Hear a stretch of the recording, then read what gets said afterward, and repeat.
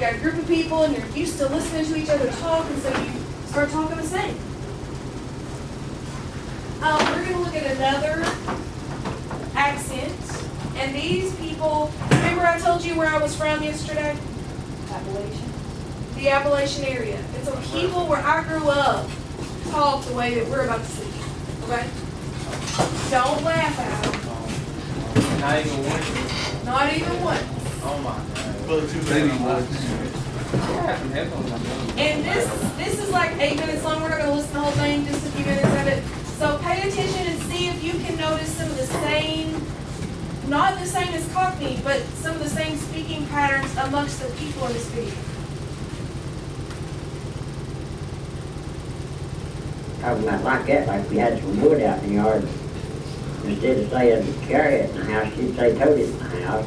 Like you had something that you wanted to put in a paper bag, you put in a paper post, you know, instead of a paper bag. Well, the way people talk around here, I guess it'd be what more like the old hillbilly style or something like that. I don't know, it's mountain talk.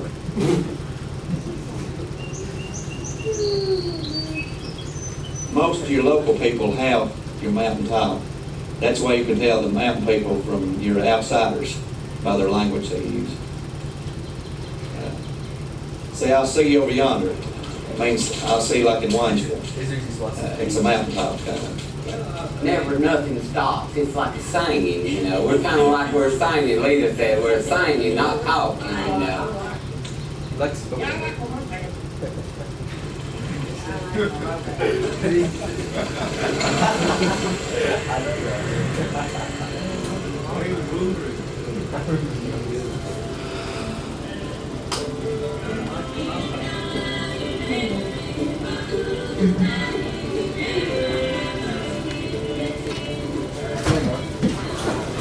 Everybody hears about Greyhound County, don't you?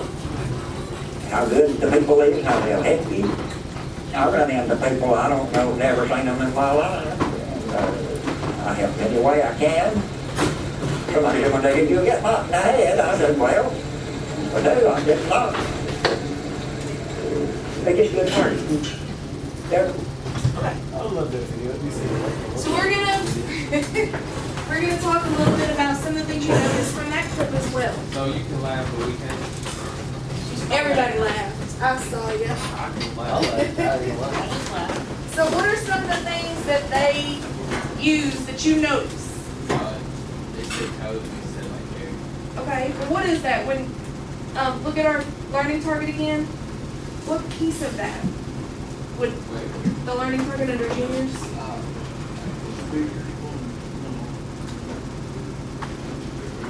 Point of view. Diction. Diction, yes. They replaced the "ing" with like "ain." So let's pause 1 second. So they have their own diction. They have their own words. Words like poke. What's a poke? It's a bag. Yonder. There. Yeah, over there somewhere. Saying. What's the analogy when it was like? Tote. Carrot.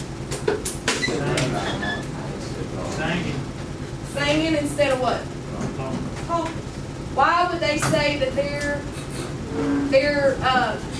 speech sounds more like singing than talking? Yeah, it's like a rhythm. It's more fast-paced and has a rhythm. Has a rhythm, yeah. What were you going to say, Matthew? Oh, they already said. Okay. One of the things that I notice when I go home and then I come back, I have dropped every G off of every ing word. So it's not singing or talking. It's singing and talking. And that's something that if you go to the Appalachian area, it's not just going to be something that I did. It's going to be something that they all did. Because they've all picked up on these same little speech nuances. Anything else that you noticed? Because we've got one more video we're going to look at. One more.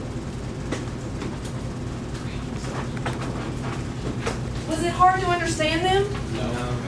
No. Why do you think that is? I seen this video like 5 times. So we're Kentuckians. We're right on the edge of this Appalachian area. You've probably heard people speaking that. If you lived in London, England, that Cockney accent would be nothing for It'd you. probably be like. You would know it like that, even if you didn't speak it.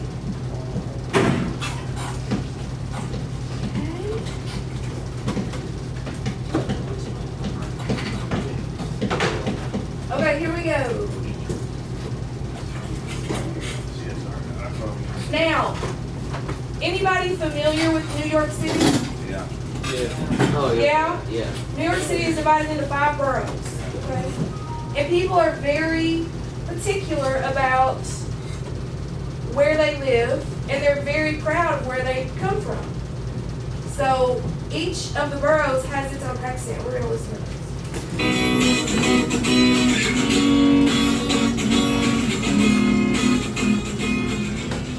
Welcome to the 5 boroughs of New York accents by Bigwig.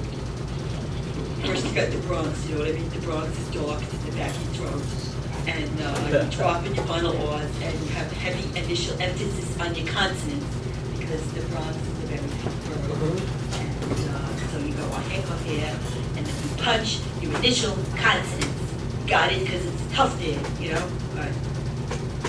Brooklyn is more sing-song, and you have more up and down your cadences.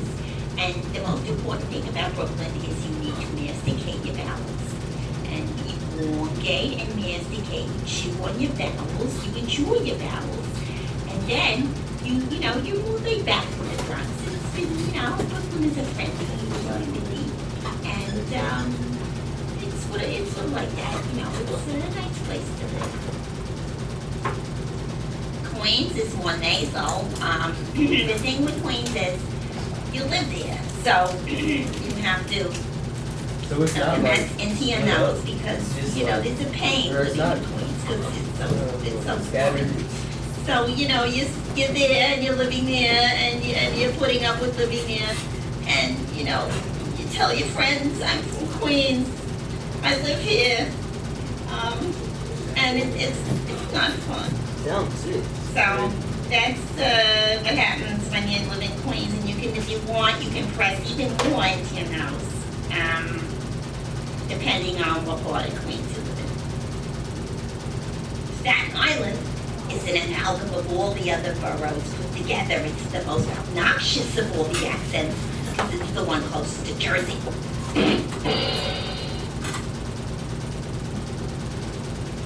Manhattan's really quick, you know what I mean? I don't really have a lot of time to get back to you. We're really rushed here. I have a lot of things to do. I have some time with other people really quickly and nervous and stressed out with it. 5,000 cups of coffee. So I'll have to get back to you next week and get it together. Okay, I gotta go. Bye. Thank you. Do you know where she's from?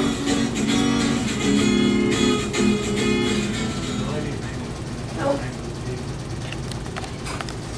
I do not know where she's from. But as she was talking, I was able to write down a couple things for each of the boroughs, so let's take a look at those. In the Bronx, they dropped that final R. So instead of saying, I want to get a hamburger, hamburger. They also have hard first consonants. So they really press when they say that first consonant.